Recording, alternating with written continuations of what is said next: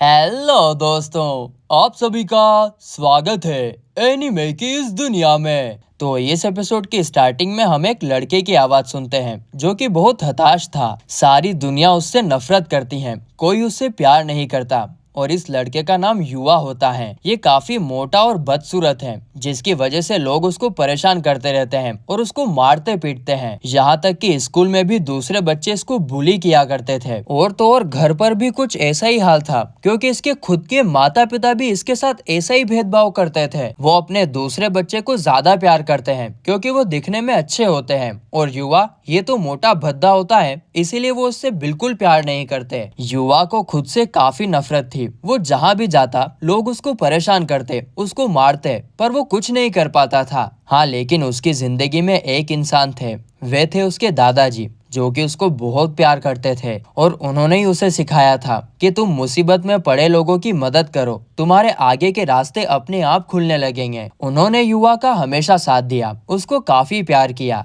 मगर भगवान को युवा का ये सुख भी अच्छा नहीं लगा। इसलिए उन्होंने जो आखिरी इंसान जो युवा को प्यार करता था वो भी उससे छीन लिया। यानी युवा के दादाजी इस दुनिया को छोड़कर चले जाते हैं। युवा उस वक्त काफी रोता है और खुद को अकेला महसूस करता है। हाँ, लेकिन दादाजी की मुसीबत में पड़े लोगों की मदद करने वाली बात वो कभी नहीं भूलता। एक दिन युवा एक लड़के की मदद करता है जिसको कुछ गुंडे छेड़ रहे थे, पर वे गुंडे उसको ही बुरी तरीके से पीट देते हैं। वो तो सही टाइम पर पुलिस आ जाती है और वो गुंडे वहां से भाग खड़े होते हैं, और युवा बेचारा इतना पीटने के बाद भी अपने दादाजी की कही बातों का पालन कर रहा था। ये सारी बातें युवा हमें खुद बता रहा है कि मिडिल स्कूल से ही सब मुझे परेशान करते आ रहे हैं, उन्होंने कभी मुझे इंसान समझा ही नहीं। तो वहीं दूसरी तरफ युवा को उसके माता पिता ने भी छोड़ दिया था, अबेंडन कर दिया था, क्योंकि उसके दादाजी ने सारी संपत्ति युवा के नाम कर दी थी, क्योंकि उन्हें पता था कि ये लोग उसे इतनी आसानी से जीने नहीं देंगे।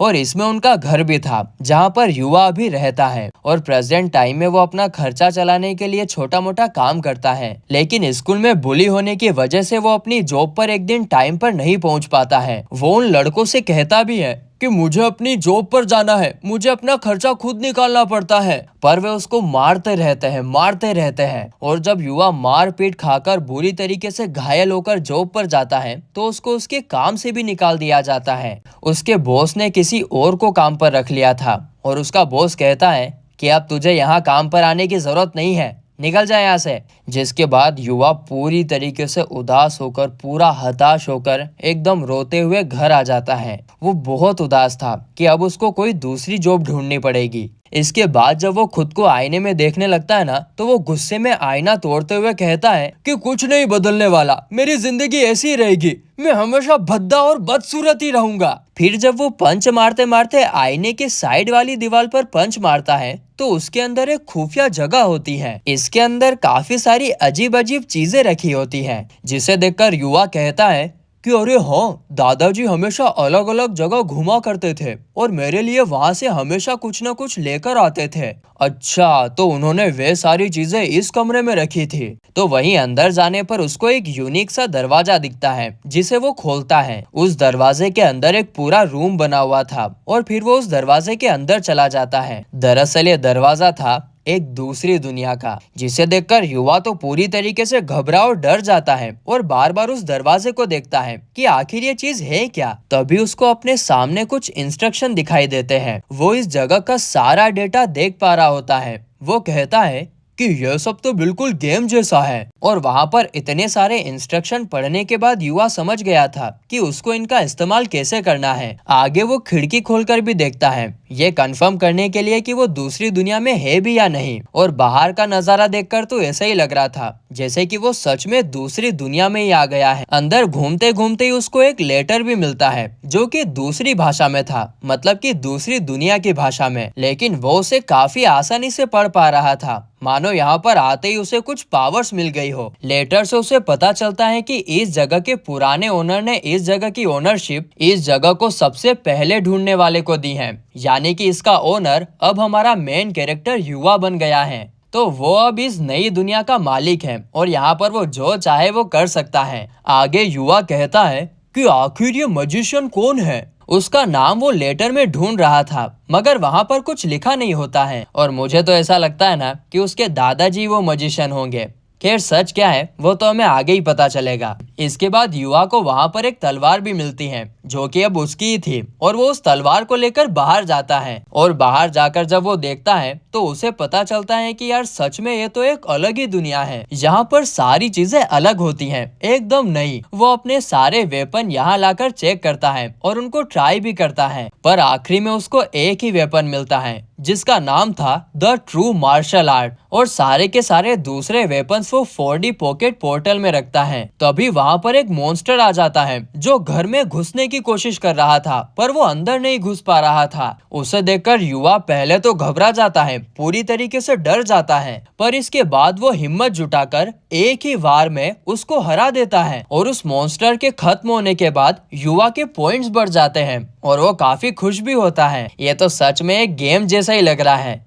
इसके बाद वो उस नई दुनिया से उसकी जरूरत की चीजें ले लेता है, और जब वो घर जा रहा था तब उसको कुछ पैसे भी मिलते हैं। वाह वाह वाह, इसकी दुनिया तो पूरी बदलने वाली है। और उन पैसों को भी वो खुशी से रख लेता है। अब रात को युवा के सोने के बाद हम देखते हैं कि उसकी बॉडी अपने आप अंदर से चेंज हो रही होती है। उसके सेल्स के अंदर कुछ चेंजेस आ रहे होते हैं, और जब वो सुबह उठता है तो उसको अपनी बॉडी काफी अलग लग रही थी। उसके पुराने कपड़े उसको नहीं आ रहे थे, उसको ढीले पड़ रहे थे। वो अपने आप को शीशे में देखता भी है, लेकिन वो शीशा तो पहले ही टूट चुका था। उसने पिछली रात उसे गुस्से में तोड़ दिया था, और इसीलिए वो खुद का चेहरा नहीं देख पा रहा था। इसके बाद जब वो वापस दूसरी दुनिया में जाता है तो उसे वहाँ पर नए कपड़े भी मिलते हैं जिसे वो पहन लेता है। और अब वो अपना ज्यादा से ज्यादा टाइम उसी दूसरी दुनिया में बिताने लगता है, क्योंकि उसे वो दुनिया काफी अच्छी लगने लगती है। पुरानी दुनिया से तो काफी अच्छी है, जहाँ पर उसके साथ काफी बुरा बर्ताव किया जाता था। यहाँ पर एकदम शांति, एकदम आनंद है। इस नई दुनिया में युवा को काफी सारी पावर्स भी मिलती हैं, जिस पर युवा कहता है कि मेरी नजरें तो पहले से काफी ज्यादा अच्छी हो गई हैं,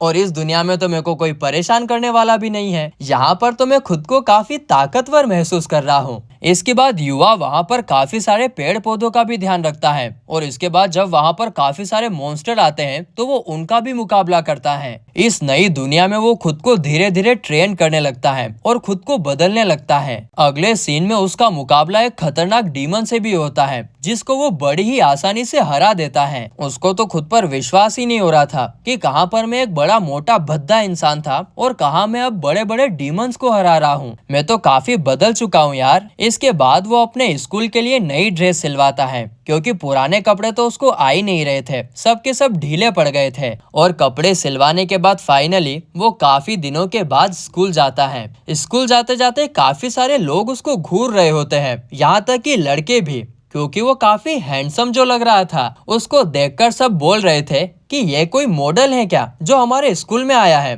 देखो ये काफी हैंडसम है। तो वहीं हम दो लड़कियों को देखते हैं जो दूर खड़ी युवा को बड़े अजीब तरीके से देख रही होती हैं। यहाँ पर ये लड़कियां थोड़ी मिस्टीरियस लगती हैं, जैसे कि इनको कुछ पता हो। खैर इसके बाद युवा अपने क्लासरूम में जाकर बैठ जाता है, पर तभी वहाँ पर वो बुलीज आ जाते हैं जो युवा को पहले बुली किया करते थे, और युवा उनको देखकर फिर से घबरा जाता है। वो बुलीज उससे पूछते हैं कि तू यहाँ पर नया ट्रांसफर स्टूडेंट है ना? पर युवा सबके सामने कहता है कि मैं तो युवा हूँ और तुम सब ऐसे क्यों पूछ रहे हो, जैसे मुझे जानते ही नहीं हो। दोस्तों इस टाइम पर भी ना युवा को कोई अंदाजा ही नहीं था कि उसकी बॉडी पूरी तरीके से चेंज हो गई है और वो किसी फिल्म स्टार से कम नहीं लग रहा है। अब वहाँ पर खड़े सब लोग जैसे ही उसकी बात सुनते हैं तो सब हो चक्के पूरी तरीके से शॉक हो जाते हैं कि ये क्या हो गया भाई साहब। किसी को अपनी आंखों पे बिलीव ही नहीं हो रहा था। और वे दोनों लड़कियां भी वही होती हैं, और वो बुली लड़के कहते हैं तू वो बदसूरत मोटा सुअर तो नहीं हो सकता है, बिल्कुल नहीं हो सकता है, मैं सही बोल रहा हूँ है ना? यहाँ पर युवा को कुछ समझ ही नहीं आ रहा था कि उसके साथ हो क्या रहा है, और इसीलिए बाद में वो लंच टाइम में वॉशरूम में जाकर खुद को आईने में देखता है तो देखता ही रह जाता है। वो पूरी तरीके से शॉक था कि ये मैं हूँ, मैं तो वो भद्दा सुअर मोटा था, ये मैं नहीं हो सकता। वाह भाई साहब, किस्मत बदले ना तो ऐसी बदलनी चाहिए। कहाँ पर मोटा भद्दा और कहाँ अब सबसे हैंडसम। वाह वाह वाह वाह, क्या बात है। फिर लास्ट सीन में हमें पता चलता है कि वो दोनों लड़कियां और कोई नहीं बल्कि युवा के छोटे भाई बहन होते हैं। वो युवा से पूछते हैं कि तुमने आखिरकार ऐसा क्या कर लिया, तुम तो पहले ऐसे नहीं थे। आगे वो लड़की कहती है कि चाहे तुम कुछ भी कर लो, रहोगे तो तुम वही भद्दे से बड़े भाई जिसको हराना काफी आसान है। तो अभी एंट्री होती है स्कूल में एक नई लड़की की। ना जाने कहाँ से आई है, ना जाने कहाँ को जाएगी ये लैला। वो काफी खूबसूरत होती है। ये वही लड़की होती है जिसको हमने सीरीज के स्टार्टिंग में देखा था, जिसको गुंडे छेड़ रहे थे और उसको युवा ने मार खा के बचाया था। वो आते ही कहती है, तुम युवा हो ना।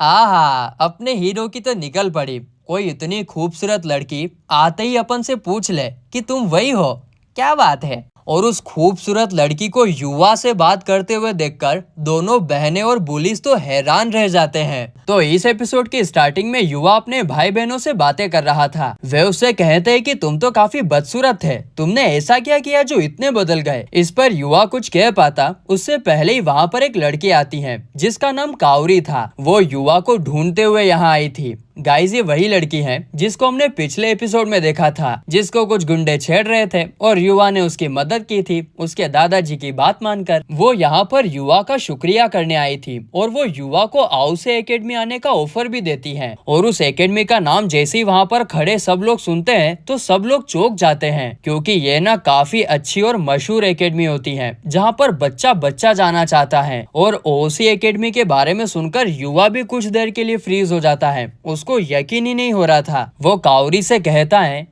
कि मैं इतनी बड़ी एकेडमी के लिए शायद सूटेबल नहीं हूँ, मैं वहाँ पर क्या कर पाऊंगा। तो वहीं युवा के भाई बहन उसकी बात को बीच में काटकर कहते हैं कि हम युवा की जगह एकेडमी ज्वाइन कर सकते हैं, हम पढ़ाई और खेल में दोनों में काफी अच्छे हैं, ये तो किसी काम का ही नहीं है, हमें रख लो, हमें रख लो। पर कावरी को ये बात बिल्कुल अच्छी नहीं लगती और वो उन दोनों को फटकार लगाते हुए कहती है कि मैं उस इंसान को एकेडमी में ज्वाइन नहीं करने दूंगी जो युवा जैसे अच्छे इंसान की बेइज्जती करता है। मैं तुम दोनों के कारनामों के बारे में सब जानती हूँ, तुम लोगों ने युवा को कितना परेशान किया है मुझे सब पता है। और दोस्तों, इससे रिवील होता है कि इधर आने से पहले काउरी ने युवा और उसके भाई बहनों के बारे में ऑलरेडी छानबीन कर ली है। आगे काउरी का असिस्टेंट बताता है कि काउरी आउसे एकेडमी के चेयरमैन की बेटी है और जब उसके फादर को इस बारे में पता चला कि कैसे युवा ने काउरी को बचाया था तो उन्होंने युवा का शुक्रिया अदा करने के लिए युवा को एकेडमी ज्वाइन करने का ऑफर दिया है। जिसके बाद काउरी युवा से कहती है कि हमारे साथ अभी चलो, मैं तुम्हें एकेडमी दिखाना चाहती हूँ। अब पहले तो युवा थोड़ा घबरा जाता है क्योंकि इतने लो लेवल के एकेडमी से एकदम इतने हाई लेवल की एकेडमी में जाना, लेकिन फिर जब काउरी युवा का हाथ पकड़ कर ले जाती है तो उसमें हिम्मत आती है और वो मान जाता है। इसके बाद हमें एकेडमी दिखाई जाती है जो काफी बड़ी और रॉयल होती है। युवा तो उसको देखता ही रह जाता है। वहाँ पर सारे के सारे बच्चे किसी न किसी एक्टिविटी को लेकर बहुत एक्टिव थे। इसके बाद युवा काउरी के फादर से मिलता है और वे उसका शुक्रिया अदा करते हैं, पर युवा कहता है कि मैंने ऐसा कुछ खास तो नहीं किया है। जिस पर काउरी कहती है कि डैड, वहाँ पर और भी लोग खड़े थे लेकिन सिर्फ युवा ने ही मेरी मदद की। लेकिन फिर भी युवा को तो इनसिक्योरिटीज आ रही थी, उसे लग रहा था कि वो ये स्कूल ज्वाइन करने के लायक बिल्कुल भी नहीं है। तो फिर काउरी के फादर उसको समझाते हैं कि तुम्हें खुद को कम नहीं समझना चाहिए और जीवन में अलग अलग चुनौतियों का सामना करना चाहिए। और वैसे भी इस स्कूल में टैलेंट से ज्यादा कैरेक्टर को देखा जाता है और तुम्हारा कैरेक्टर काफी स्ट्रॉन्ग है और इसीलिए मैं चाहता हूँ कि तुम हमारा स्कूल ज्वाइन करो और इस तरह से मैं तुम्हारा शुक्रिया अदा कर पाऊंगा। वो ये भी कहते हैं कि क्यों ना तुम एक दिन इस स्कूल में ही गुजार कर देख लो, शायद तुम्हें पसंद आ जाए। तभी वहाँ पर एक ले टीचर आती है जिन्हें काउरी के फादर ने ही बुलाया था और वे चाहते थे कि युवा इनके क्लास में जाए। और भाई साहब, ये जो टीचर थी, अगर आपके स्कूल में ऐसी टीचर होती ना तो आप एक भी दिन स्कूल की छुट्टी नहीं रखते और पूरा मन लगा कर पढ़ते, एकदम टोटा। और उस स्कूल में भी सारे बच्चे लेडी टीचर को काफी पसंद करते हैं क्योंकि उनके पढ़ाने का तरीका काफी यूनिक था। इसके बाद सीन शिफ्ट होता है और युवा एक क्लासरूम के सामने खड़ा था। वो अंदर जाने से थोड़ा नर्वस फील कर रहा था और सोच रहा था कि मैं अंदर उन सारे जीनियस स्टूडेंट के साथ कैसे घुल मिल पाऊंगा, मैं तो उनके आगे कुछ भी नहीं हूँ। मगर तभी लेडी टीचर उसे अंदर बुलाती है और ना चाहते हुए भी उसे क्लासरूम में एंटर होना पड़ता है। अब वो जैसे ही क्लासरूम में एंटर होता है तो सारे स्टूडेंट उसे देखकर चौंक जाते हैं। युवा फिर सबको अपना इंट्रोडक्शन देता है लेकिन अभी भी सबके सब उसको हैरानी से ही देख रहे थे। जिस पर युवा मन में सोचता है कि क्या क्या क्या मैं बदसूरत लग रहा हूँ, मुझे तो रोना आ रहा है, क्या क्या क्या मैं रो सकता हूँ? अरे सब मुझे आखिर ऐसे क्यों देख रहे हैं? पर यहाँ पर युवा का सोचना गलत था, क्योंकि सारी लड़कियां कह रही थी, यार ये कितना क्यूट और हैंडसम है, ये तो कोई मॉडल है क्या? इसके बाद युवा बेंच पर आकर बैठ जाता है। तो वहीं कायरो युवा के बारे में ही सोच रही थी कि आखिर युवा सबसे घुल मिल पाया होगा या नहीं, या फिर उसका कोई दोस्त बना होगा या नहीं। ओ बड़ी फिक्र हो रही है, नहीं मतलब चक्कर क्या है? तो वहीं दूसरी तरफ क्लास के सभी स्टूडेंट युवा को घेर लेते हैं और उस पर सवालों की बारिश कर देते हैं। तुम कौन से स्कूल में हो? तुम्हारी कोई गर्लफ्रेंड है क्या? क्या तुम कोई मॉडल हो? अरे सवाल का जवाब दो तो। अरे तुम कुछ बोल क्यों नहीं रहे हो? जिसे सुनकर युवा बेचारा घबरा जाता है और वो नर्वस भी हो जाता है, क्योंकि वो तो एकदम से इतनी हाई लेवल की एकेडमी में आ गया था और इतने सारे सवाल। तभी वहाँ पर एक कूल लड़का आता है, इसका नाम रायू था। वो सबसे कहता है, गाइस युवा अभी नया है, इसलिए तुम सब उसको नर्वस मत करो, सब यहाँ से जाओ। फिर रायू युवा को अपना इंट्रोडक्शन देता है और कहता है कि मैं कैफेटेरिया जा रहा हूँ, क्या तुम भी मेरे साथ आना चाहोगे? जिस पर युवा हाँ में जवाब देता है कि हाँ बिल्कुल आना चाहूंगा। और फिर जब वो कैफेटेरिया आते हैं तो युवा तो पूरी तरीके से शॉक हो जाता है, क्योंकि वो किसी बड़े भारी रेस्टोरेंट से कम नहीं होता है। वहाँ पर खाने की काफी सारी चीजें थी, लगभग पूरे के पूरे 56 भोग ही थे वहाँ पर। गुलाब जामुन, रस मलाई, पानी पतासे, जलेबी, अमरूद, अवोकाडो, बालूशाही, आहा बहुत सारे आइटम थे। और तो और ये सारे के सारे आइटम बिल्कुल ही कम पैसों में मिलते हैं। युवा तो पूरी तरीके से शौक ही था कि वो किसी जन्नत में तो नहीं आ गया। आगे जब वे दोनों लंच कर रहे थे तभी उन्हें एक तीसरा लड़का भी ज्वाइन करता है, जो कि उन्हीं का क्लासमेट था और उसका नाम शिंगो था। वे युवा को बताते हैं कि वो कौन से क्लब में है, और सबसे इंटरेस्टिंग तो शिंगो का क्लब था, क्योंकि वो गेमिंग क्लब में होता है। युवा शॉक्ड होकर उससे पूछता है कि यहाँ पर गेमिंग क्लब भी है, हमारे स्कूल में तो कोई गेमिंग वेमिंग नहीं होती है। तो शिंगो उसके जवाब में कहता है कि हाँ यहाँ पर सब नॉर्मल है। फिर वो लोग ऐसी बातें करते रहते हैं और फिर स्कूल खत्म होने के बाद युवा काउरी के फादर से मिलता है। काउरी के फादर युवा से उसका डिसीजन जानना चाहते थे। युवा उनसे कहता है कि ये स्कूल तो काफी अच्छा है और यहाँ अच्छे से पढ़ाई भी होती है और यहाँ की फैसिलिटी वो तो बहुत ही अच्छी है। यहाँ तो सारे स्टूडेंट आजाद मन से पढ़ाई करते हैं और सब लोग अपने अपने पैशन को फॉलो करते हैं। और सबसे बड़ी बात, यहाँ पर सब लोग मेरे साथ इंसानों जैसा बर्ताव कर रहे थे, जैसा मेरे साथ पहले कभी नहीं हुआ है। पर क्या आपको लगता है कि मैं इस जगह के लायक हूँ? जिस पर काउरी के फादर कहते हैं कि तुम खुद को कम मत समझो और मेरे हिसाब से तो तुम इस स्कूल के लिए बेस्ट हो। तो यहाँ पर युवा भी चैलेंज एक्सेप्ट करता है और काउरी के फादर को हाँ बोल देता है कि जो होगा देखा जाएगा। यानी कि अपना हीरो इस स्कूल में ट्रांसफर लेने वाला है, बॉयज एंड गर्ल्स। इसके बाद बाहर वो काउरी से मिलता है, जो कि उसी का वेट कर रही थी, और फिर वे दोनों एक जगह पर जाते हैं। यह जगह काफी सुंदर और लेविश जगह होती है। इधर सारे स्कूल्स के बच्चे आए हुए थे। रास्ते में चलते चलते काउरी युवा से कहती है कि मैं अक्सर किसी के भी साथ घूमने नहीं आती हूँ, क्योंकि सब मुझसे एकदम फॉर्मल बिहेव करते हैं, जो मुझे बिल्कुल पसंद नहीं। हाँ लेकिन तुम्हारी बात अलग है, मैं तुम्हारे साथ यहाँ पर आना चाहती थी। जिसे सुनकर तो युवा शर्मा जाता है, उसकी पूरी बोलती बंद हो जाती है, वो कुछ कह नहीं पाता है। तभी उसे फ्रूट कोन की शॉप दिखाई देती है, इसीलिए वो तुरंत काउरी को एक फ्रूट कोन दिलाता है। वो खुद से मन में कहता है कि अच्छा हुआ मैंने दूसरी दुनिया से पैसे ले लिए थे, वरना इतनी महंगी चीज तो मैं खरीद ही नहीं पाता। अब फ्रूट कोन लेकर कावरी काफी ज्यादा खुश होती है और वे दोनों खाते हुए काफी बातें भी करते हैं। युवा उससे पूछता है कि तुम्हें कैसे पता चला कि मैं युवा हूँ, क्योंकि जब हम पहले मिले थे तब तो मैं काफी मोटा था। जिसके जवाब में कावरी कहती है कि भले ही तुम्हारी बॉडी बदल गई है, पर तुम्हारी ये आंखें नहीं बदली हैं, इनमें तो अभी भी वही भोलापन और ऑनेस्टी है, उसी से मैंने तुम्हें पहचाना। अब इस बात पर युवा शर्माने लगता है।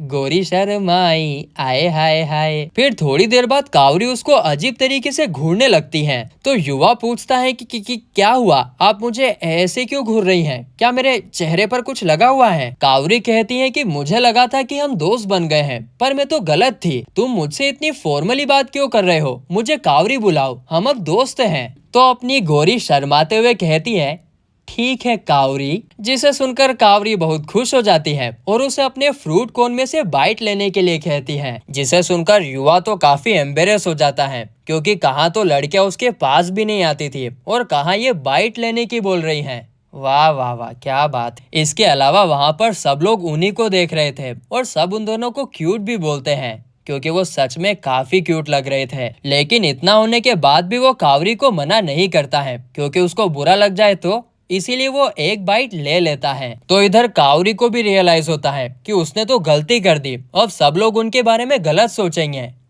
कि ये बेटा ये कुछ तो चल रहा है, कुछ तो चक्कर है इन दोनों के बीच में बाबू भैया।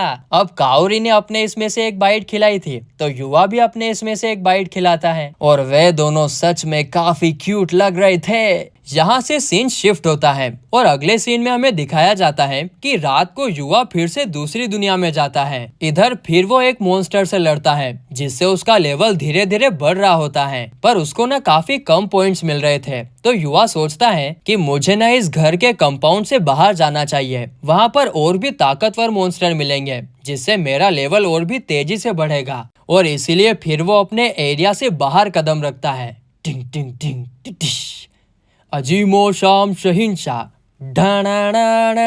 जहाँ थोड़ी दूर जाने पर उसे काफी खतरनाक आवाज आती है, तो वो भागा भागा उस तरफ जाता है और वहाँ एक काफी खतरनाक मॉन्स्टर था, जिसने कई लोगों को खा लिया होता है। यहाँ पर एक लड़की भी होती है जो कि बुरी तरीके से जख्मी होती है। युवा उसे देखकर चौंक जाता है और कहता है कि दूसरी दुनिया में भी इंसान ही है। आगे वो मॉन्स्टर पर एक रोड फेंकता है, मगर मॉन्स्टर उसे दूसरी तरफ फेंक देता है। लेकिन अगले ही पल युवा मॉन्स्टर के मुंह पर जोरदार लात मारता है, जिससे वो नीचे गिर जाता है। फिर जब युवा उस लड़की की तरफ देख रहा था, तभी मॉन्स्टर पीछे से हमला करके युवा को पेड़ के पास फेंक देता है और युवा को समझ आ गया था कि ये मॉन्स्टर तो काफी ताकतवर हैं, मगर फिर वो हिम्मत जुटाकर मॉन्स्टर की तरफ भागता है और तुरंत 4D पॉकेट में से तीर कमान निकालकर अटैक करता है। फिर वो वहीं नहीं रुकता है, उसके तुरंत बाद वो स्वॉर्ड निकालकर मॉन्स्टर के 2 टुकड़े कर देता है और इससे वो मॉन्स्टर वहीं का वहीं धराशायी हो जाता है। और उस मॉन्स्टर को धराशायी करने के बाद वो उस लड़की की तरफ देखता है, जो कि कमजोरी के चलते बेहोश हो जाती है। आगे क्या करना है, युवा इसके बारे में सोच ही रहा था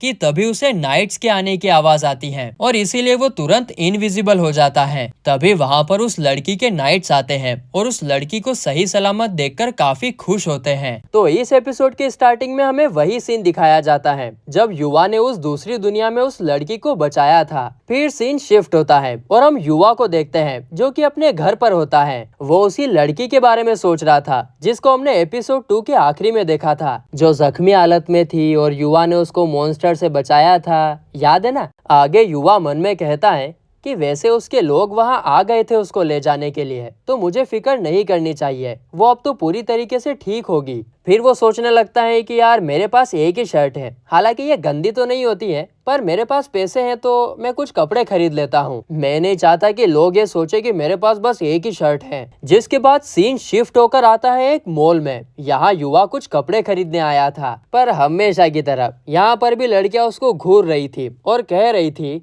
यार ये कितना हैंडसम है, कितना क्यूट है, ये कोई एक्टर है या फिर कोई मॉडल। अब सबको घूरते हुए देखकर युवा जल्दी जल्दी मुंह छुपाकर वहां से भाग जाता है। तो वहीं दूसरी तरफ हम एक डायरेक्टर को देखते हैं, जो कि बहुत गुस्से में था क्योंकि उनका मेल मॉडल अभी तक आया ही नहीं होता है। वो अपने मैनेजर पर चिल्ला रहा होता है कि वो लड़का हर बार ऐसे ही करता है, उसको टाइम की कोई कदर ही नहीं है। हमें एक रोमांटिक शॉपिंग डेट शूट करनी है, वो भी आज की आज, जिसमें लड़की की जरूरत होगी। अब तुम बताओ मैं क्या करूं। वहीं पर हम देखते हैं कि एक सुंदर सी कन्या बैठी होती है। ये भी एक मॉडल है और इसका नाम मिया है। वो सुबह से तैयार होकर बैठी थी और मेल मॉडल का वेट कर रही थी। फिर डायरेक्टर कहता है कि अब मुझे ही कुछ करना होगा, वरना आज ये शूट खत्म नहीं हो पाएगा। स्टाफ वाले उससे पूछते हैं कि आप क्या करने वाले हैं सर, जिस पर डायरेक्टर कहता है कि अब हम इसी शॉपिंग मॉल में से किसी बंदे को ढूंढेंगे जो हमारा मेल मॉडल बन सकता हो। अपनी पब्लिक को पता चल गया होगा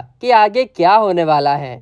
चलो देखते हैं तुम्हारा प्रेडिक्शन सही होता है कि नहीं। तो वहीं दूसरी तरफ युवा इतने सारे स्टाइल्स के कपड़ों को देखकर कंफ्यूज होता है कि उसको कौन से लेने चाहिए, क्योंकि वो तो बेचारा हमेशा से ही एकदम सिंपल रहता आया है। तभी उसके पास 2 लड़कियां आती हैं जो उससे कहती हैं कि क्या हम तुम्हारी मदद कर सकते हैं क्या कपड़े खरीदने में। पहले तो युवा को लगता है कि शायद ये अपना प्रोडक्ट बेचने के लिए ऐसा बोल रही है, पर वो गलत था। वे लड़की तो युवा जैसे हैंडसम लड़के को देखकर उस पर लाइन मारने के लिए आई थी। देखो भाई लोगों, पूरा सिस्टम ही चेंज हो गया है। कहाँ तो लड़के लड़कियों को लाइन मारते हैं और यहाँ तो पूरा उल्टा ही हो रहा है। चलो कहानी में ही सही, कभी तो पॉसिबल हुआ। तो वहीं बड़े ही प्यार से, राज दुलार से, शांति से युवा उन दोनों लड़कियों को मना कर देता है। पागल लड़का है, यहाँ तो मिल नहीं रही है और वहाँ मुंह पे मना कर रहा है। तो इस तरफ डायरेक्टर भी किसी को शूट के लिए ढूंढ रहा था और तभी उसकी नजर हमारे हीरो युवा पर जाती है, जो कि नीचे की तरफ जा रहा था। आगे जब युवा कपड़े चेक कर रहा था तभी वो डायरेक्टर एकदम उसके पीछे आ जाता है और फिर सीन कट होता है और हम युवा और मॉडल मिया को फोटोशूट करवाते हुए देखते हैं। और इसी दौरान युवा मन में कहता है और हमें भी पता चलता है कि अभी थोड़ी देर पहले क्या हुआ। डायरेक्टर ने उसके पास आकर उसकी मदद मांगी थी और कहा था कि हमारा मेन मॉडल अभी तक नहीं आया है और हमें बहुत जरूरी फोटोशूट करना है, तो क्या प्लीज तुम हमारी मदद कर दोगे। जिस पर युवा एग्री करता है और फिर शूटिंग शुरू हो जाती है। मिया और युवा अलग अलग जगह जाकर फोटो शूट करते हैं, पर युवा यहाँ पर बहुत घबरा रहा होता है क्योंकि उसने पहले ऐसा कभी नहीं किया था। यहाँ पर मिया युवा से कहती है कि तुमने तो आज हमें बचा ही लिया, पर युवा का ध्यान तो कहीं और ही था। उसको तो यह भी विश्वास ही नहीं आ रहा था कि मिया और वो सेम एज के हैं और मिया अपना काम बहुत ही प्रोफेशनली करती हैं। तो वहीं दूसरी तरफ हमें वही लड़की दिखाई जाती है जिसकी युवा ने मदद की थी। वो अब ठीक हो चुकी थी और सही सलामत अपने घर पर होती है। उसने ठीक से युवा का चेहरा नहीं देखा था, तो वो फिर से उसको ढूंढने के लिए जंगल में जाने लगती है। उसके सैनिक उससे कहते भी हैं कि आप कहाँ जा रही हैं। वो कहती है जिसने मुझे बचाया मुझे उसको ढूंढना है। वे सैनिक उसे समझाते भी हैं कि उस खतरनाक जंगल में कोई इंसान नहीं रह सकता है, पर उस लड़की को तो पूरा यकीन था कि किसी ने तो उसको बचाया था।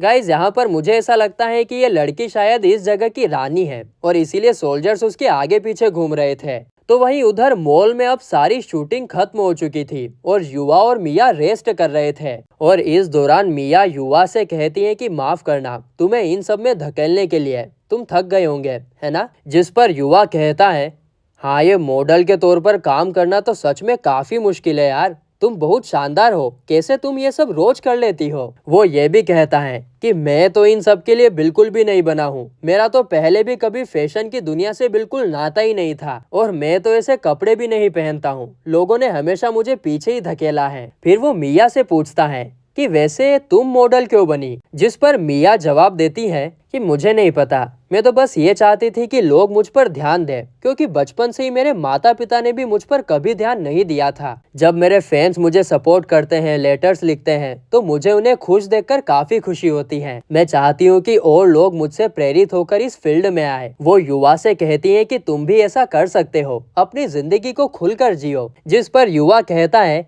कि क्या मैं ऐसा कर सकता हूँ। बिल्कुल नहीं यार। और फिर वे दोनों हंसने लगते हैं और इस बढ़िया से मोमेंट का फायदा उठाकर डायरेक्टर कैमरा उठा लेता है और इनकी कुछ फोटोज खींच लेता है। मगर तभी वहां पर वो मेन मॉडल आ जाता है जिसे ओरिजिनली मिया के साथ ये फोटोशूट करना था, जिसे देखकर सारी लड़कियां चिल्लाने लगती हैं क्योंकि ये भी काफी हैंडसम था। युवा भी उसकी खूबसूरती देखकर देखता ही रह जाता है और वो काफी पॉपुलर भी होता है। फिर वो देर से आने के लिए मिया से माफी तो मांगता है, लेकिन सबके सामने मिया से थोड़ी बदतमीजी करने लगता है। वो कहता है कि कल तुमने मुझे देखकर भी अनदेखा कैसे कर दिया, एक नहीं भी तो बोल सकती थी। जिस पर मिया कहती है, माफ करना, मैं शराब नहीं पीती हूँ और इस एज में शराब पीना ठीक भी नहीं है। पर वो मॉडल तो और ज्यादा बदतमीजी पर उतर आता है और मिया के और करीब आने लगता है। तभी युवा को उस लड़के की ये बेहुदा हरकत पसंद नहीं आती है, तो वो उससे कहता है सुनो, शायद तुम्हारी ये हरकत मिया को अच्छी नहीं लग रही है, वो अनकंफर्टेबल लग रही है,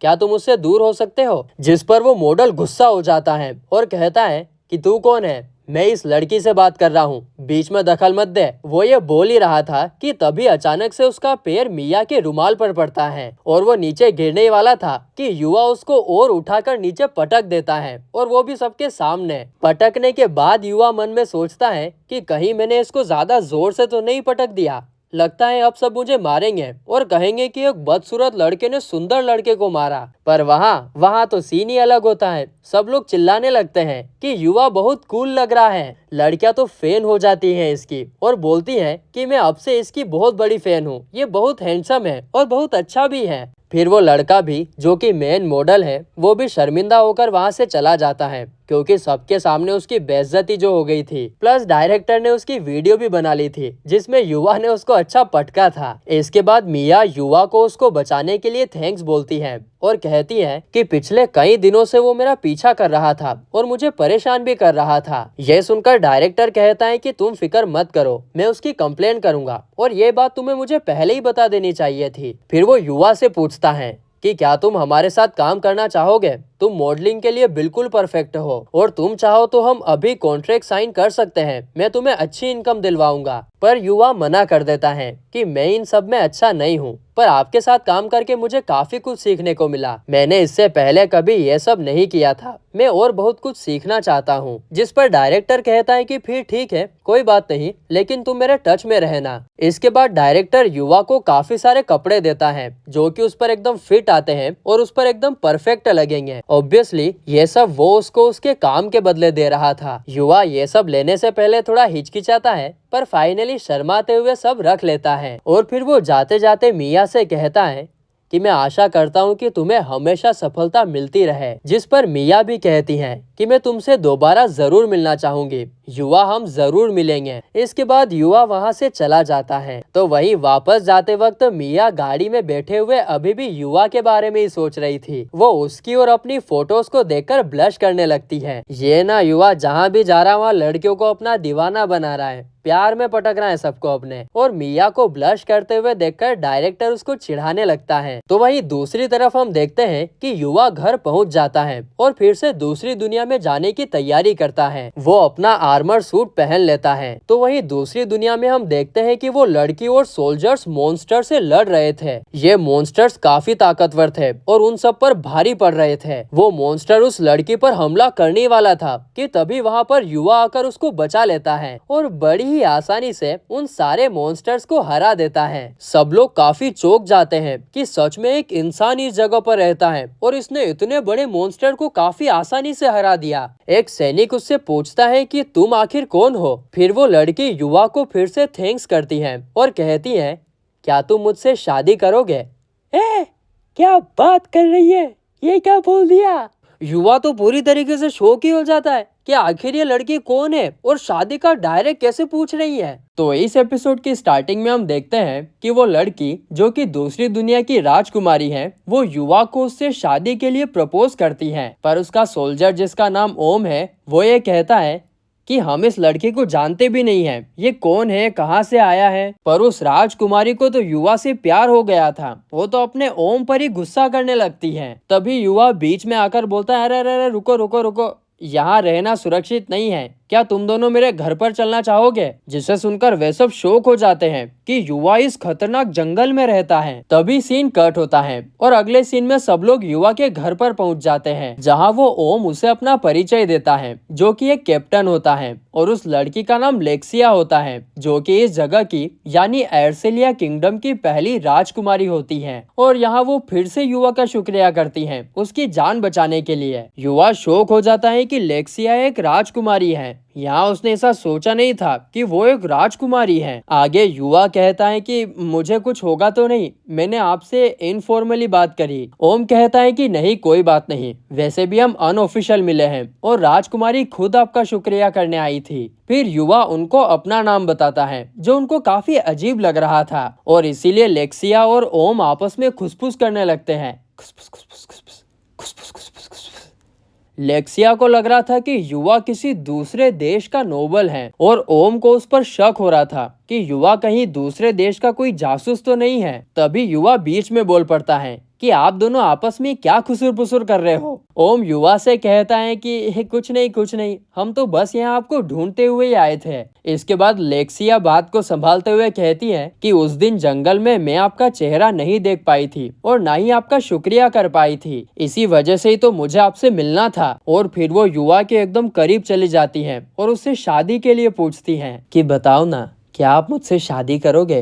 प्लीज बताओ, क्या आप मुझसे शादी करोगे? युवा घबरा जाता है क्योंकि पहले तो राजकुमारी ऊपर से इतनी खूबसूरत और ऊपर से इतने करीब आ गई। वो बहुत ज्यादा घबरा जाता है और घबराते हुए बोलता है कि ये सब काफी जल्दी नहीं हो रहा है। यह सुनकर लेक्सिया फैंटेसी वर्ल्ड में खो जाती है कि हाँ, सब कहानियों में ऐसा ही होता है कि इतनी जल्दी तो प्यार किसी को नहीं होता है। वो युवा से एक सही शुरुआत करने को बोलती है। वो युवा के सामने अपनी दोस्ती का हाथ बढ़ाती है और युवा भी मान जाता है। आगे ओम कहता है कि युवा में यहाँ पर महाराज का आदेश लेकर भी आया था क्योंकि महाराज अब युवा से मिलना चाहते थे। युवा पहले तो कहता है कि मैं वहाँ कैसे जा सकता हूँ, वो भी इतनी अचानक से, पर बाद में वो थोड़े टाइम के बाद महल में आने के लिए मान जाता है। इसके बाद लेक्सिया और ओम वहाँ से चले जाते हैं और जाते जाते लेक्सिया कहती है कि अगली बार मैं तुम्हारा दिल जरूर जीतूंगी। इसके बाद हमें स्टोरी का विलन दिखाया जाता है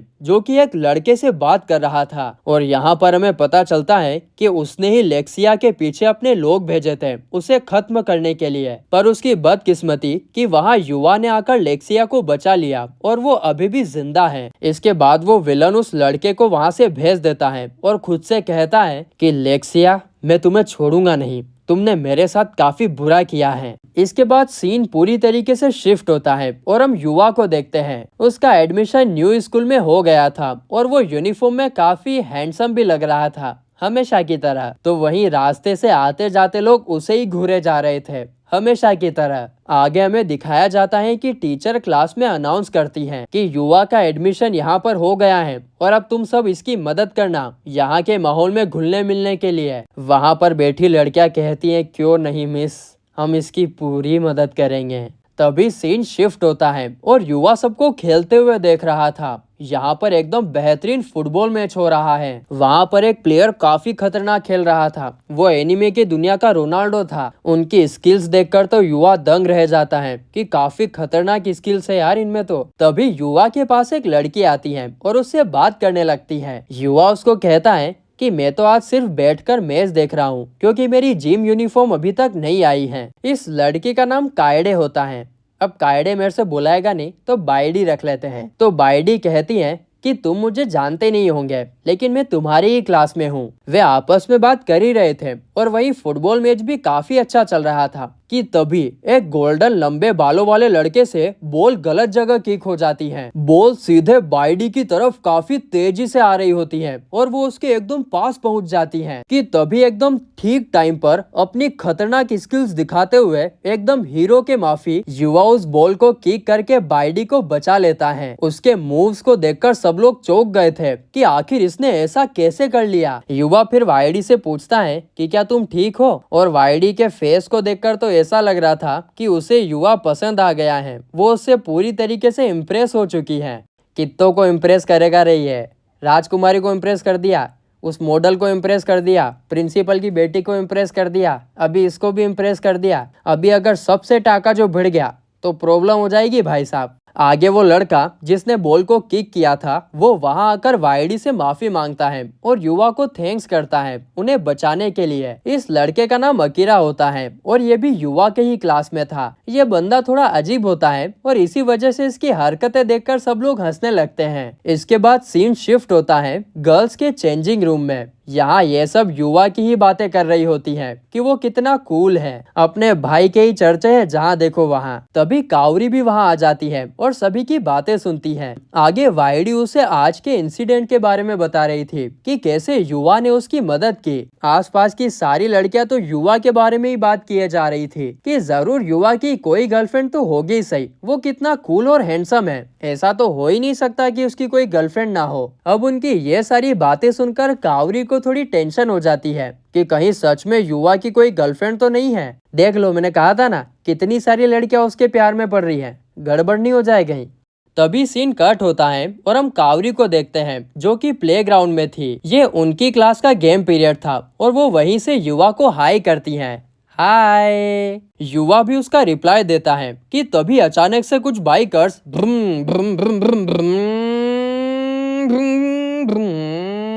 स्कूल का गेट तोड़कर अंदर आ जाते हैं और सारे स्टूडेंट्स को घेर लेते हैं। उनके पास खतरनाक हथियार भी थे। और फिर आगे पता चलता है कि ये गैंग रेड ओग्रेस है और इस एरिया के काफी खतरनाक गुंडे हैं। ये इस गैंग को यहाँ पर देखकर सारे के सारे स्टूडेंट्स काफी डर जाते हैं, क्योंकि सच में ये काफी खतरनाक गैंग होती है। इस गैंग का नाम सुनकर युवा को याद आता है कि इसमें तो अराकी भी है, जो उसके पुराने स्कूल में था और उसको तंग किया करता था। टीचर सारे स्टूडेंट्स को क्लास में रहने का बोलकर वहाँ से चले जाते हैं। तो वहीं दूसरी तरफ उन सारे गुंडों के बीच में खड़ी कावरी उनसे कहती है कि तुम्हें क्या चाहिए और यहाँ पर क्यों आए हो। इस गैंग वालों के साथ युवा के भाई बहन भी थे। दरअसल इन्होंने ही गैंग वालों को कावरी के बारे में बताया था कि ये चेयरमैन की बेटी है और ये सब यहाँ पर कावरी को किडनैप करने के लिए आए थे। जिस पर कावरी कहती है कि तुम दोनों तो वही हो ना, युवा के भाई बहन, तुम लोग यहाँ पर क्या कर रहे हो। युवा का भाई कहता है कि हमें बदला चाहिए,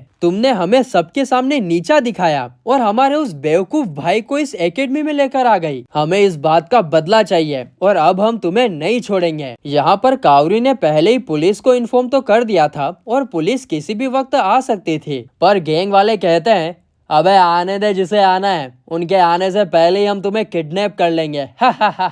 अरे ये सब तो हो रहा है, लेकिन अपना हीरो किधर है, वो अभी तक पिक्चर में क्यों नहीं आया। अरे जल्दी आएगा रे, टेंशन नहीं, वेट करो। तो इस तरफ युवा कावरी की मदद करने के लिए जा ही रहा था कि तभी उसके पैर कांपने लगते हैं। यह देखकर युवा मन में कहता है कि मैं तो इनसे भी खतरनाक मॉन्स्टर से लड़ चुका हूँ, तो फिर अब मुझे क्या हो रहा है। दरअसल उसकी आंखों के सामने सब कुछ धुंधला धुंधला हो रहा था और यह सब इसलिए हो रहा था क्योंकि वो डर रहा था उस लड़के अराकी को देखकर, जो कि उसे हमेशा से परेशान करता आया है और इसीलिए वो फ्रीज हो गया था। उसे इस तरीके से चक्कर खाते हुए देखकर सब पूछते हैं कि क्या तुम ठीक हो युवा, क्या तुम ठीक हो।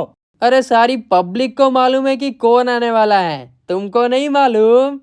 डन टन टन टन टन डन टन टन टन टन। और फिर युवा अपने डर पर काबू कर लेता है और फिर उस स्कूल की खिड़की से ही जंप लगा देता है, जो कि 4th फ्लोर पर था। सब ये देखकर डर जाते हैं कि अरे युवा यहाँ से क्यों कूद गए, लेकिन फिर वो ये देखकर अपनी आंखें मसलने लगते हैं कि वो इतनी ऊपर से कूदने के बावजूद भी पूरी तरीके से ठीक है। तो वहीं युवा एकदम हीरो के माफिया अपनी फुल स्पीड में कावरी की तरफ बढ़ने लगता है। पहले तो अराकी उसका रास्ता रोकता है, पर वो युवा की स्पीड के आगे टिक नहीं पाता है। इसके बाद वहाँ पर एक काफी बड़ा मोटा सा सुमो पहलवान आता है और वो कहता है कि तुम कितने भी तेज हो जाओ, पर मेरी ताकत का मुकाबला नहीं कर सकते। इतना बोल के वो युवा का कचूमर बनाने के लिए उसकी तरफ बढ़ता है, पर युवा तो उसको एक ही बार में पटक देता है और कावरी के पास आता है। वो देखता है कि कहीं उसे चोट तो नहीं आई है कि तभी गैंग का दूसरा मेंबर बाइक लेकर काफी तेजी से युवा पर चढ़ाने लगता है, पर युवा अपनी स्पीड की मदद से उससे भी बच जाता है और वो बाइकर सीधा जाकर दीवार में जाके भसड़ा जाता है। बेचारी की बाइक का पुर्जा पुर्जा हिल जाता है और उसको दिन में तारे दिखने लगते हैं। इसके बाद सीन ब्लैकआउट हो जाता है और फिर हम देखते हैं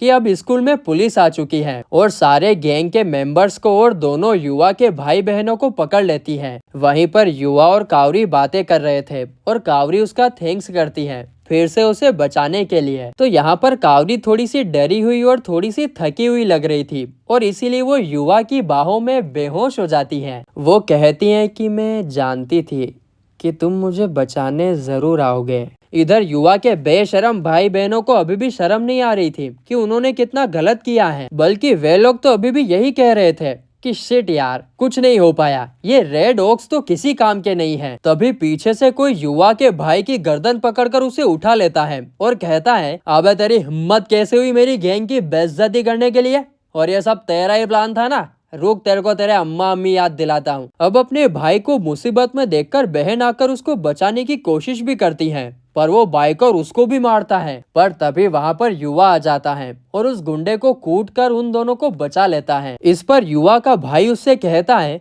कि तुमने हमारी मदद क्यों की, जबकि हमने तो तुम्हें इतना दर्द दिया है, तुम्हारे साथ इतना कुछ गलत किया है। जिस पर युवा कहता है कि हाँ, मैंने तुम्हें उन सब के लिए अभी तक माफ नहीं किया है, पर मैं कभी अपने परिवार को त्याग नहीं सकता हूँ, ना ही मैंने कभी ऐसा किया था और ना ही मैं ऐसा कभी करूँगा। उसकी ऐसी बातें सुनकर तो वे दोनों रोने लगते हैं और अब उन्हें अपनी गलती का एहसास भी हो गया था कि उन्होंने युवा के साथ कितना गलत किया था, पर फिर भी युवा ने उनकी मदद की। आगे वे दोनों युवा से माफी भी मांगते हैं। तो इस एपिसोड की स्टार्टिंग में हम युवा को देखते हैं जो ओम की बातों के बारे में सोच रहा था। ओम ने उसे इस जंगल के बारे में बताया था कि यह जंगल काफी खतरनाक है, इसमें कई सारे मॉन्स्टर रहते हैं जो कभी कभी इंसानों के गांव को तबाह कर देते हैं। लेकिन इन सारी बातों के बाद भी युवा उस दूसरी दुनिया का दरवाजा खोलता है और इधर वो काफी गहराई में जाता है, इस उम्मीद में कि उसे वहाँ पर ताकतवर मॉन्स्टर मिलेंगे। वो खुद को चैलेंज करना चाहता था, पर यहाँ भी उसको कोई नहीं मिलता। तो युवा अपनी तलवार वापस रखकर जाने लगता है, लेकिन तभी उसको किसी की आवाज आती है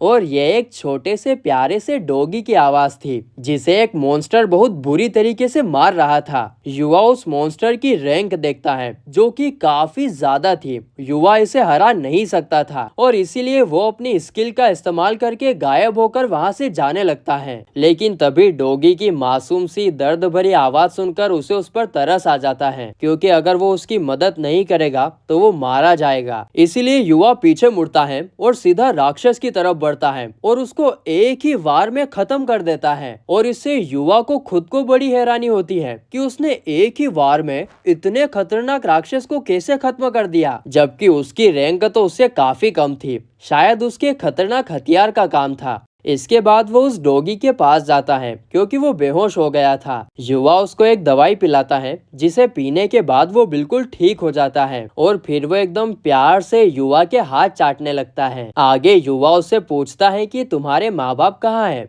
और डॉगी उसे सर हिलाकर उसको जवाब भी दे रहा था, जैसे कि वो उसकी हर एक बात को समझ रहा हो। तो युवा उससे पूछता है कि क्या तुम्हारे माँ बाप नहीं हैं? जिस पर वो डॉगी ना में सर हिलाता है कि उसके माँ बाप नहीं हैं। आगे युवा उससे बोलता है कि क्या तुम मेरे साथ चलना चाहोगे, और वो डॉगी भी मान जाता है।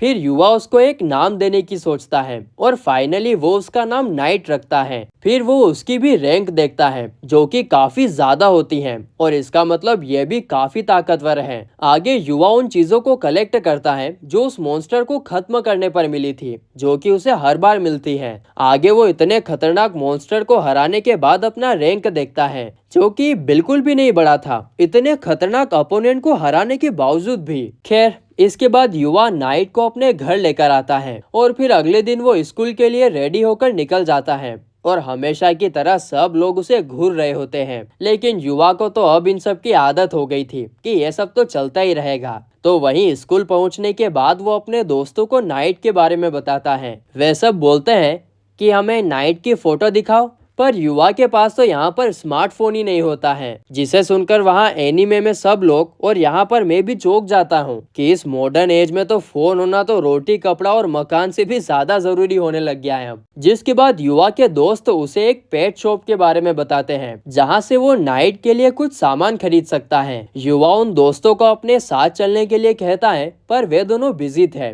और इसीलिए वे युवा के साथ जाने से मना कर देते हैं। जिस पर बायडी जो कि वहीं पर खड़ी थी वो कहती है कि मैं तुम्हारे साथ जा सकती हूँ अगर तुम चाहो तो, जिसके लिए युवा तुरंत हाँ में जवाब देता है। इसके बाद सीन शिफ्ट होता है और शाम को युवा नाइट के लिए कुछ सामान लेकर घर आता है। युवा को वापस आते देख नाइट बहुत खुश होता है और चिपक कर उसके गले लग जाता है। आगे युवा बोलता है कि वो लेट इसलिए हुआ क्योंकि वो बायडी के साथ डॉग शॉप पर गया था। वो नाइट के लिए एक कॉलर भी लाया था और वो उसको पहना देता है क्योंकि वे लोग अब वॉक पर जाने वाले थे। तो वहीं जब युवा पार्क में आता है तब वहां पर भी सारी लड़कियां उसी को देख रही होती हैं और कहती हैं कि देखो वो डॉग कितना क्यूट है और उसके साथ वो लड़का, वो तो वाह वाह वाह क्या बात है, दोनों बहुत अच्छे लग रहे हैं। इसके बाद पार्क में घूमते हुए युवा को वहां पर कावरी मिलती है। युवा नाइट को कावरी से मिलाता है और कावरी उसको बहुत प्यार करती है और कहती है कि तुम्हारी बॉडी तो बहुत मुलायम है। तो वहीं आसपास खड़े लोग उन दोनों को ही देख रहे होते हैं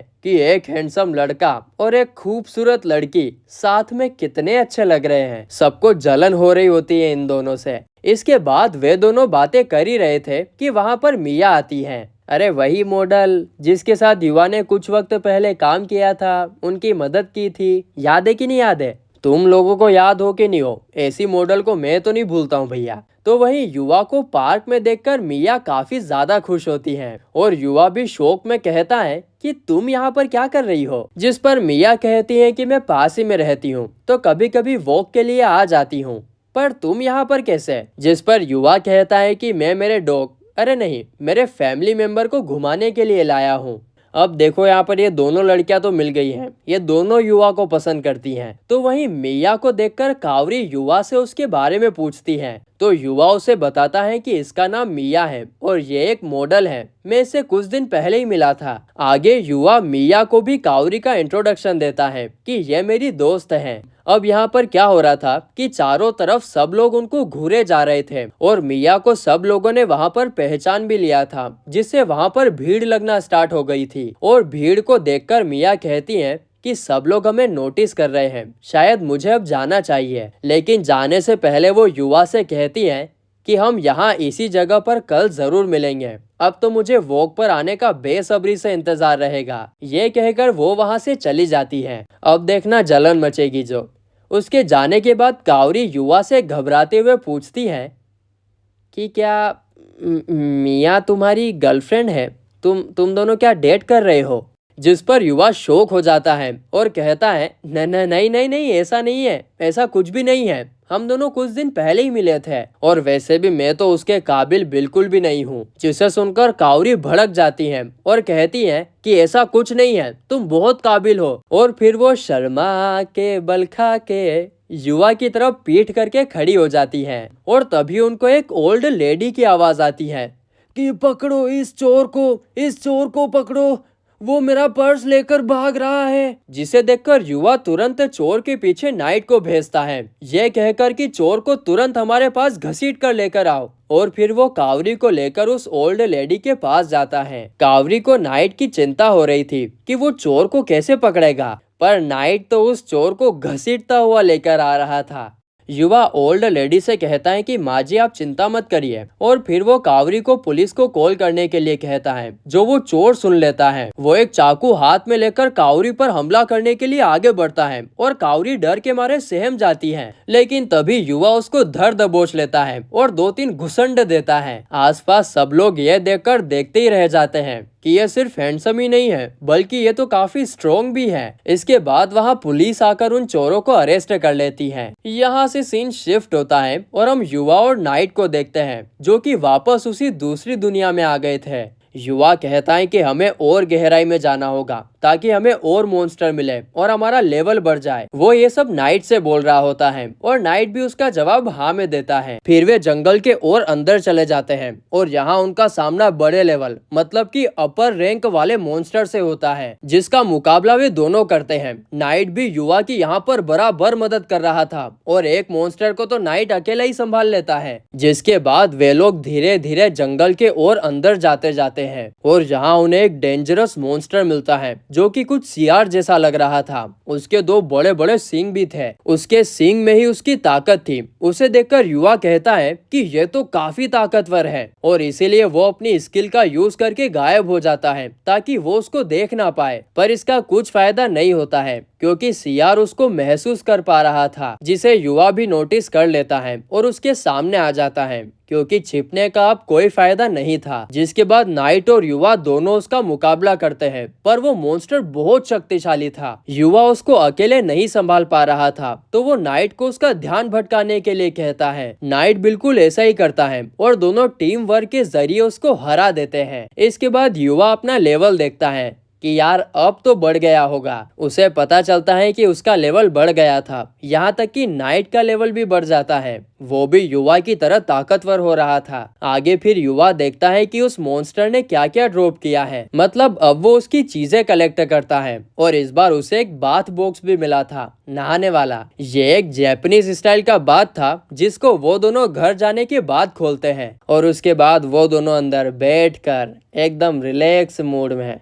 अच्छे गरम गरम पानी से बढ़िया से नहाते हैं एकदम रिलैक्सेशन। चलो भाई, रिलैक्सेशन बहुत हुआ। इसके बाद वो अपनी ट्रेनिंग स्टार्ट करते हैं। वे लोग जंगल के और अंदर जाकर मॉन्स्टर से फाइट करते हैं जिनकी रैंक ज्यादा थी। उन मॉन्स्टर्स को हराने में उनको बहुत दिक्कत आती है और उससे फाइट करते हुए उन्हें एक गुफा भी मिलती है। उस गुफा के अंदर वे लोग जाने लगते हैं। वहाँ पहले तो अंधेरा था, पर जैसे जैसे वे अंदर बढ़ रहे थे तो वहाँ रोशनी खुद ब खुद आ रही थी। यह देखकर युवा थोड़ा अचंभित भी था कि ये रोशनी आखिर खुद ब खुद कैसे जल रही है। युवा अपनी सर्च मैजिक से चेक भी करता है कि यहाँ कोई मॉन्स्टर तो नहीं है। तभी नाइट भागकर एक जगह पर खड़ा हो जाता है। युवा धीरे धीरे वहाँ और अंदर जाने लगता है और वहाँ पर उन्हें एक इंसान की डेड बॉडी मिलती है। तभी नाइट एक बुक की तरफ इशारा करता है जिसे युवा उठाकर खोलता है और पढ़ने लगता है। ये उसी मैजिशियन की बुक है जिसके केबिन में युवा अभी रह रहा है, जिसकी वजह से युवा की पूरी जिंदगी चेंज हो गई है। और बुक में कुछ पढ़ने के बाद युवा की आंखें फटी की फटी रह जाती है।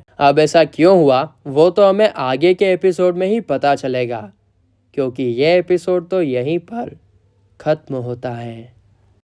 तो इस एपिसोड की स्टार्टिंग में भी हम युवा को उसी गुफा में देखते हैं। उसको वहां पर एक बुक मिली थी जो कि उसी मैजिशियन की थी जिसके घर में युवा और नाइट अभी रह रहे थे। आगे युवा उस बुक को पढ़ने लगता है और इसमें मैजिशियन ने अपनी सारी बातें लिखी हुई थी। वो इसमें बताता है कि वो सब चीजों में माहिर हो गया था, चाहे वो कुकिंग हो, डांसिंग हो, मार्शल आर्ट हो, मैजिक हो, हर चीज में वो पूरी तरीके से माहिर हो चुका था। और इसी वजह से उसको देवताओं का निमंत्रण भी आया कि वो उनको ज्वाइन कर ले, पर उसने उसको ठुकरा दिया था। आगे उसमें लिखा हुआ था कि किसी दिन तुम भी बहुत ताकतवर हो जाओगे और लोग तुमसे डरने लगेंगे, और जिस दिन ऐसा होगा ना, तुम हमेशा हमेशा के लिए अकेले रह जाओगे, क्योंकि ऐसा ही मेरे साथ भी हुआ था। वो ये सारी बातें युवा से ही कह रहा था क्योंकि वो ही अब उसका वारिस है। अब युवा आगे बढ़ता है और उस बुक में लिखा होता है कि मैं बिल्कुल नहीं चाहता कि तुम्हारी जिंदगी भी मेरी तरह हो जाए। इतना सब कुछ होने के बाद भी मैं अकेला पड़ गया था और इनसे बचने का मुझे तो एक ही रास्ता मिला था,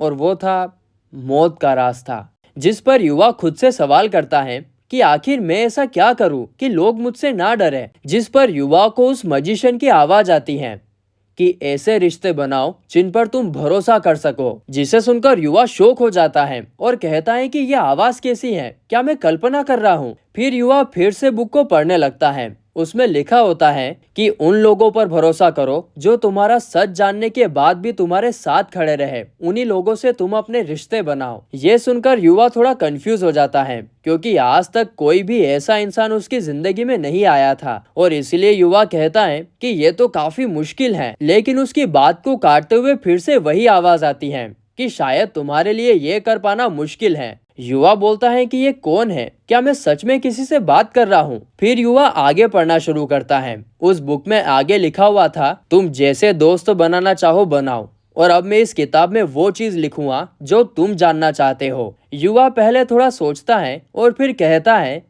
मैजिक। उसके ऐसा बोलते ही वो बुक चमकने लगती है और फिर से वही आवाज आती है। ये ना शायद मैजिशियन की ही आत्मा है। वो आवाज कहती है कि मैंने अपनी सारी मैजिक की नॉलेज इसमें लिख दी है, पर तुम दूसरी दुनिया से हो और तुम्हारे पास मैजिकल पाथवेज नहीं है, और इसीलिए तुम मैजिक का इस्तेमाल नहीं कर सकते हो। जिसके जवाब में युवा बोलता है मैजिकल पाथवेज, ये क्या होता है। तो फिर मैजिशियन उसको बताता है कि मैजिकल पाथवेज यानी इस दुनिया के लोग पहले अपने दिल के अंदर मैजिकल एनर्जी बनाते हैं और फिर यही एनर्जी शरीर की नसों तक यानी कि मैजिकल पाथवेज तक पहुंचती है और उनके थ्रू बाहर निकलती हैं। पर क्योंकि तुम्हारे पास ये काबिलियत नहीं है तो मैं तुम्हें अपने मैजिकल पाथवेज दे रहा हूँ। मेरे मैजिकल पाथवेज इस दुनिया में अनमोल हैं, लेकिन क्योंकि अब मैं उनका यूज नहीं कर सकता तो उनको डिस्ट्रॉय करने से अच्छा है कि तुम उनका इस्तेमाल करो। युवा कहता है कि इतनी अनमोल ताकत आप मुझे कैसे दे रहे हो। जिस पर मैजिशियन कहता है कि अगर समय के साथ तुम इस पावर को संभालने के काबिल बन गए तो मेरे लिए बस उतना ही काफी है।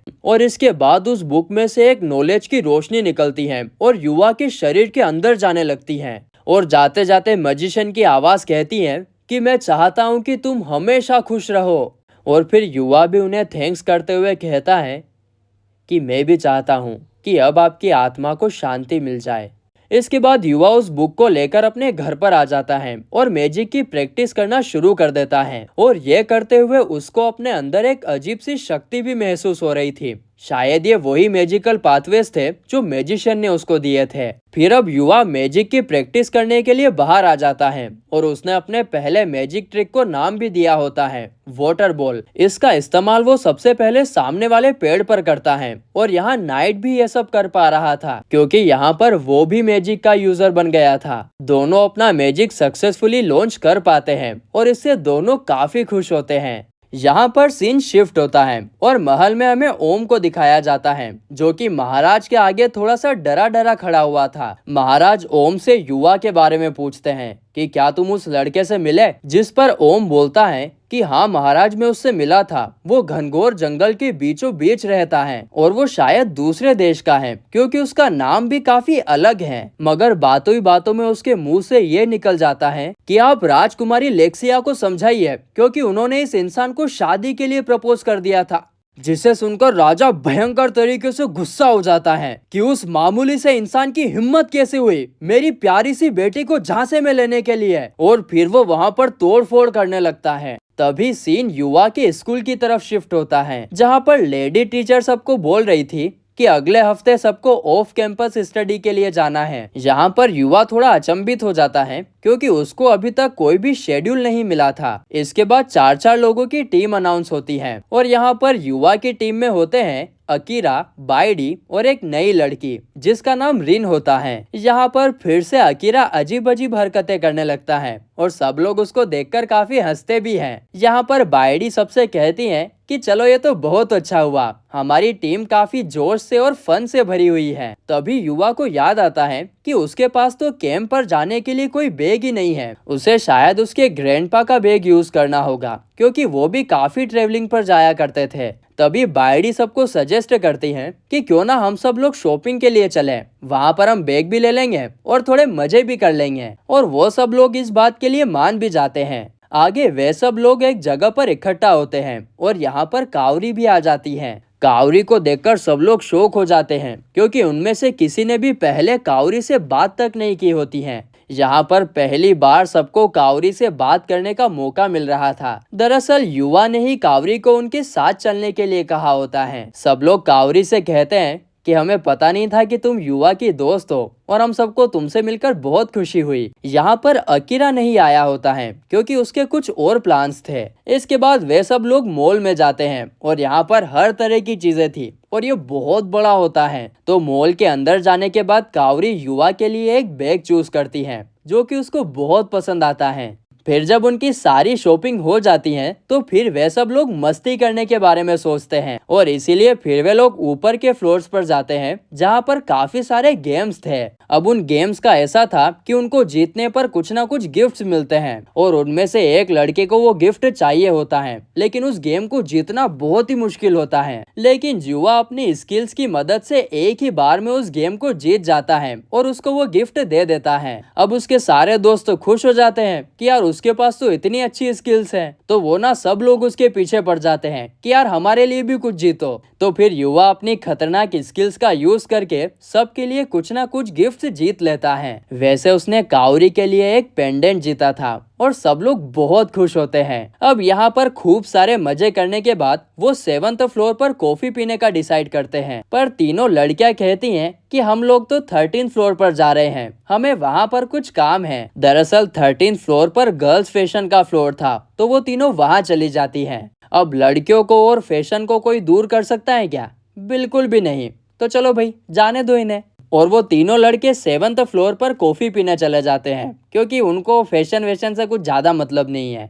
तो वहीं दूसरी तरफ हम देखते हैं कि मॉल के अंदर एक बिजली का तार कटा हुआ था और उसमें से चिंगारियां बाहर आ रही होती हैं। तो इधर युवा और बाकी दोनों कॉफी पीने लगते हैं और युवा को कॉफी काफी कड़वी लगती है। तो दूसरा लड़का बोलता है बी अ मैन, कॉफी कड़वी नहीं लगती है, देखो कॉफी को ऐसे पिया जाता है। और फिर वो भी जैसे ही कॉफी का पहला सिप लेता है उसकी सारी होशियारी निकल जाती है क्योंकि उसको भी कॉफी काफी कड़वी लगती है। यहाँ पर युवा कहता है कि ऐसे दोस्तों के साथ घूमना कितना अच्छा लगता है, क्योंकि युवा का पहले कोई दोस्त नहीं बनता था ना, तो इसीलिए उसको यहाँ पर सही में बहुत अच्छा लग रहा है। अब ये तीनों यहाँ पर मजे कर ही रहे थे कि तभी मॉल में सायरन बजने लगता है क्योंकि 10th फ्लोर पर आग लग गई थी।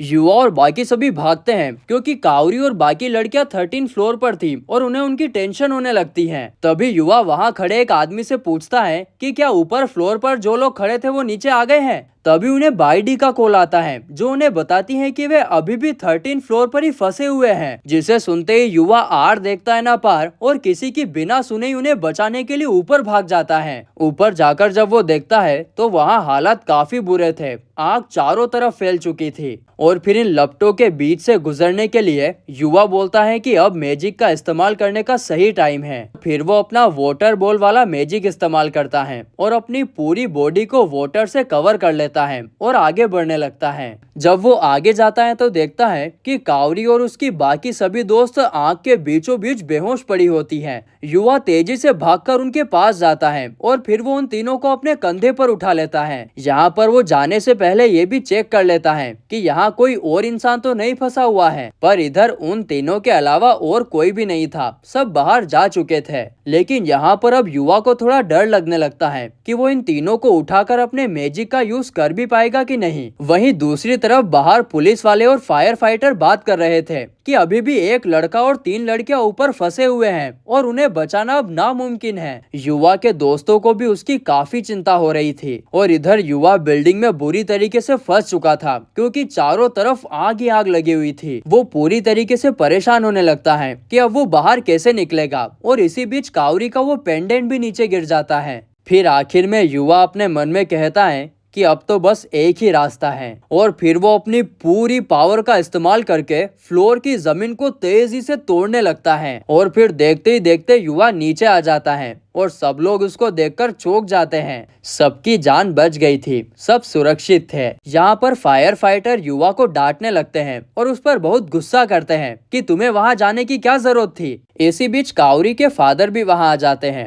और वो युवा का थैंक्स करते हैं क्योंकि युवा ने अपनी जान पर खेलकर उसकी जान बचाई थी। लेकिन यहाँ पर युवा की मुसीबतें बढ़ जाती हैं क्योंकि सब उससे इस बात का जवाब मांगते हैं कि कैसे उसने इतना खतरनाक स्टंट को परफॉर्म कर लिया, उसने इतनी खतरनाक आग में भी सबकी जान कैसे बचा ली। धीरे धीरे उसकी दूसरी दुनिया वाला सच सबके सामने न आ जाए। फिर वो कावरी को उसका पेंडेंट देता है जो कि बिल्डिंग में ही गिर गया था। कावरी उसको रिसीव करते हुए बहुत ज्यादा इमोशनल हो जाती है और वो उसके पापा के गले लगते हुए रोने लगती हैं। उसके पापा कहते हैं, नहीं बच्चा, अब रोते नहीं है, सब कुछ ठीक हो चुका है। इसके बाद युवा अपने घर जाते हुए यही सोच रहा था कि क्या यही फैमिली होती है। मेरे पास तो ऐसा कोई भी नहीं है जिसको मैं अपनी फैमिली कह सकूं। पर वो भूल गया था कि हर रोज नाइट उसका घर पर इंतजार करता है और जैसे ही वो घर पहुंचता है ना तो नाइट उछलकर उसकी गोद में आ जाता है और उसको चाटने लगता है। और तब युवा सोचता है कि हाँ, उसके पास भी कोई है जिसको वो अपनी फैमिली कह सकता है। और फिर गाइज, इसी इमोशनल सीन के साथ ये एपिसोड यहीं पर ख़त्म होता है।